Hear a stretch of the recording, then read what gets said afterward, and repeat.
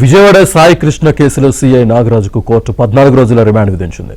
నాగరాజును రాజమండ్రి జైలుకు తరలించారు. నిన్న నాగరాజును అరెస్ట్ చేసిన సిట్ అధికారులు కమాండ్ కంట్రోల్ సెంటర్లో ప్రశ్నించి వైద్య పరీక్షల తర్వాత కోర్టులో హాజరుపరిచారు.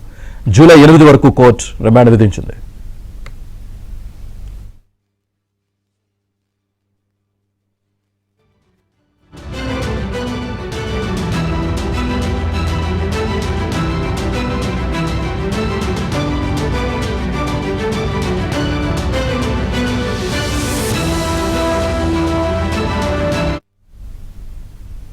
సీఐ నాగరాజ్ రిమాండ్ రిపోర్ట్లో కీలక విషయాలు వెలుగులోకి వచ్చాయి.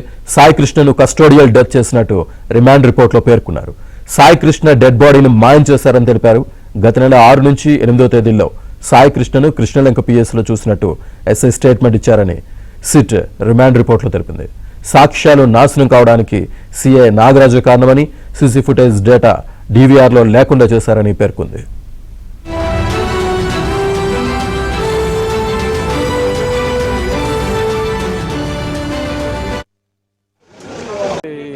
పద్నాలుగు రోజులు రిమాండ్ చేశారండి. రాజమండ్రికి ఈ రిమాండ్ జ్యుడిషియల్ రిమాండ్ ఇచ్చారు. ఈ కేసు దర్యాప్తులో ఉంది కాబట్టి మేము ఎక్కువ ఏం మాట్లాడదలుచుకోలేదు. మేము ఈ విషయం మీద న్యాయ పోరాటం చేస్తాము. నాగరాజు గారిని మాత్రం ఫాల్స్గా ఇంప్లికేట్ చేశారు ఈ కేసులో అని చెప్తాను.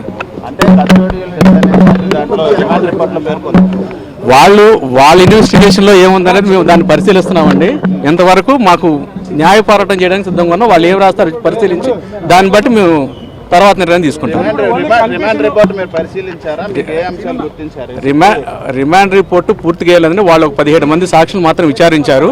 అది పరిశీలిస్తున్నాము. దాన్ని వాళ్ళు ఏం రాశారంటే దాన్ని పరిశీలించి దాన్ని బట్టి మేము యాక్షన్ తీసుకోవాలి. అది తర్వాత తీసుకుంటాం. అవన్నీ కూడా ఇన్వెస్టిగేషన్ పరిధిలో ఉన్నాయండి. ఇప్పుడు దాని గురించి మేమేం మాట్లాడకూడదు. ఇన్వెస్టిగేషన్ చేసిన బట్టి దాన్ని మేము పరిశీలించి తగు యాక్షన్ చూస్తాం, పరిశీలిస్తున్నాం. ఎప్పుడు బెయిల్ పిటిషన్ మూవ్ చేయాలనేది కూడా మేము పరిశీలిస్తాము. దాన్ని బట్టి తగిన సమయంలో మేము మూవ్ చేసే అవకాశం.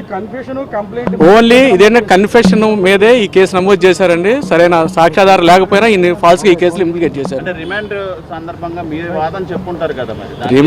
రిమాండ్ సందర్భంగా ఏదైనా సరే అక్కడ ఫ్రేమ్ ఆఫ్ ఫేసి ఎలిగేషన్స్ ఉంటే మాత్రం జడ్జి గారు తీసుకునే అవకాశం ఉంది. కానీ మేము అన్ని కూడా న్యాయ సమీక్ష చూస్తాము. దాన్ని పరిశీలించి ఏం చేయాలని తదుపరి నిర్ణయం తీసుకుంటాము.